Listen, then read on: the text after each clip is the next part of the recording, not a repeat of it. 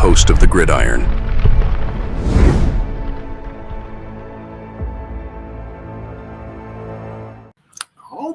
All right. Well, some good news here, right? The Giants have struck gold in free agency. Jermaine Eluemunor, right? His article here. Now he's 30, right? Interesting, very, very interesting to see. Now he just a 2-year deal, right? Be interesting to see. Do they try to bring him back after the season's over with? Once again, it's going to be the same kind of thing. What they're thinking about with Evan Neal too. That because with obviously before this season starts, I can't remember what the date is. I can't remember. I'm an idiot. But they have to declare if they're going to pick up a 5th-year option on Kayvon, and they're going to declare if they're going to pick up the 5th-year option on Evan Neal. Now I'm assuming they're going to pick up the 5th-year option on Kayvon. I can't see him. Well, we'll have to wait and see. If they pick up the 5th-year option on Evan Neal, that'll certainly tell you what they're thinking about him, right? And if they pick up the 5th-year option, it'll certainly be cheaper than obviously if they offer him a contract, right? So we'll have to wait and see. But if they were to maybe draft a tackle somewhere early in the draft, if they, I can't see him bringing in a tackle or drafting it.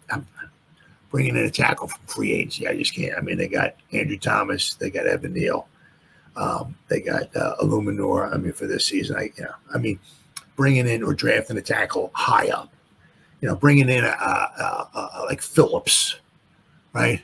Okay. Somebody's going to pay like $1 million or $2 million or $2 for whatever, or drafting a tackle in the 5th round or something like that. Okay, I can't see him going out and drafting a tackle or somebody like that. High in the draft or spend a lot of money for a tackle in free agency because we got 3 of them, right? The big thing is with Neal, right? Is are they ever going to try him in at guard? That'd be interesting to see. But where we at there? They got some nice, a nice little article here on Mr. Eluemunor. Giants didn't make many big splashes in free agency last offseason, but they did land one of the more underrated signings in veteran offensive lineman Jermaine Eluemunor. Coming over from the Raiders on a 2-year, $14 million deal, the 30-year-old lineman proved to be a stabilizing force on a unit that has struggled for years.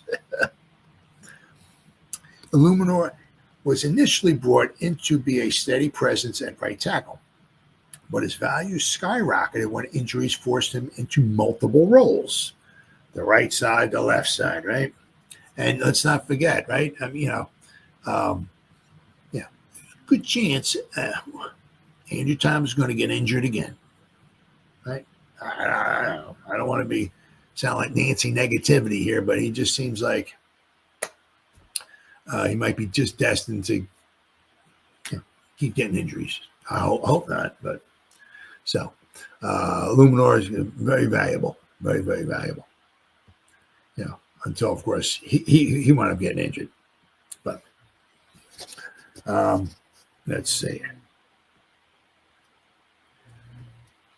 He was steady presence at right tackle, but his value skyrocketed. Injuries forced him into multiple roles. Across 925 snaps, he allowed just 4 sacks and 29 pressures, numbers that become even more impressive when considering that he was forced to play left tackle for a significant stretch of the season, a position which he has little experience with.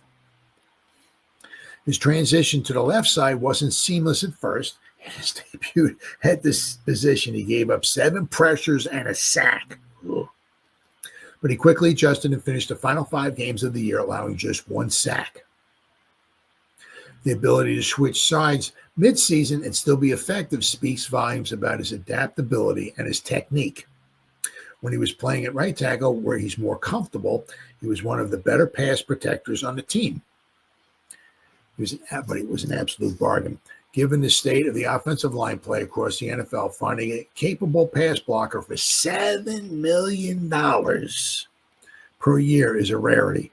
the Giants decided to move on from Eluemunor today, they would free up $6.4 million against the cap for 2025. But at that price, no, that's ridiculous. Now they'd be losing one of their more dependable linemen. A move that wouldn't make much sense for a team trying to stabilize its offense. No, it wouldn't. That would be just crazy.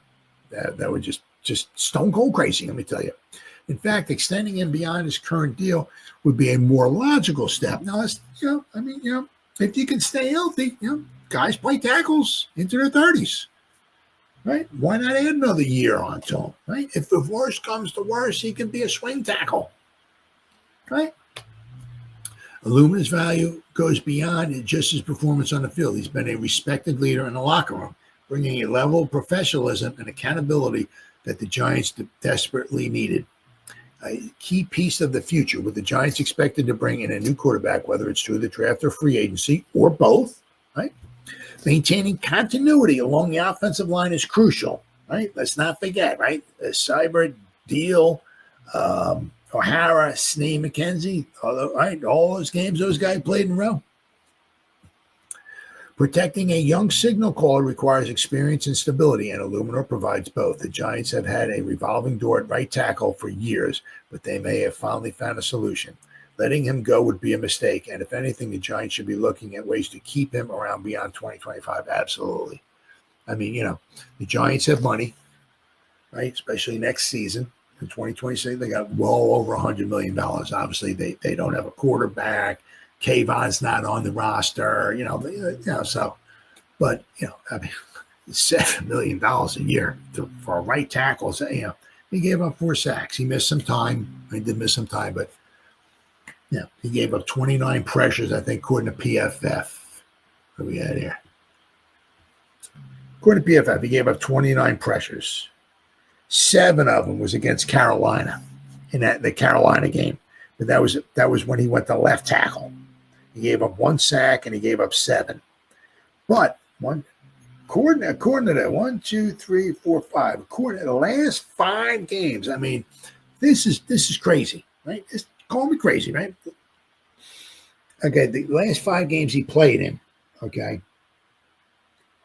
Tampa Bay, Baltimore, Atlanta, the Colts, and the Eagles. That Eagles,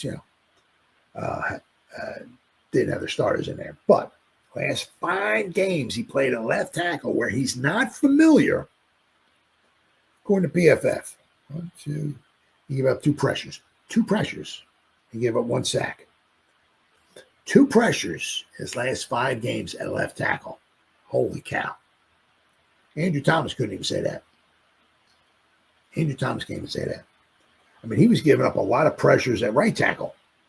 He only had 1 game against the Seahawks where he gave up no pressures at right tackle. Every other game at right tackle, he gave up a pressure. So, his pass block grade was a 71, playing at right tackle and left tackle. His overall grade was a 63. You're only paying the guy $7 million a year. He gave up 4 sacks. I mean, once again, right? If you think about that, right? He gave up 4 sacks all season long, right?